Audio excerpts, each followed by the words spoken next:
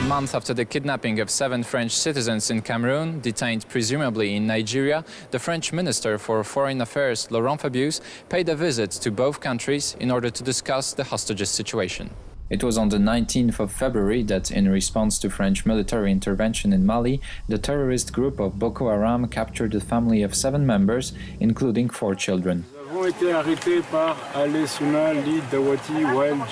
With this new kidnapping, France counts already 15 citizens held hostage abroad, all of them on African soil. Besides Boko Haram, the Maghreb branch of Al-Qaeda detains another 6, 4 being kept since September 2010 in Mali.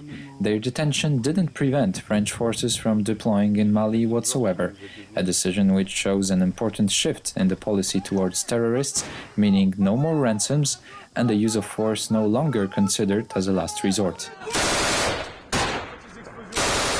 After the deployment of the French army, I think that the discussion could be only something like, please keep us alive, we that are directly connected with the hostages. Indeed, to many experts, the detention of hostages in Mali reveals more an act of distress from terrorists facing the threat of advancing French troops than any strategic move.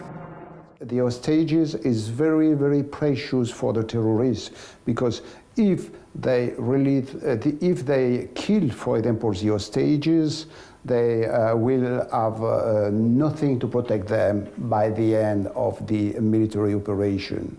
As to French public opinion, it seems to suggest a more radical solution, even if it meant putting hostages' lives at risk. With ransom, we enter a pattern where there will be more hostages, because the terrorists know that we'll pay to free them, and this is not a good solution either.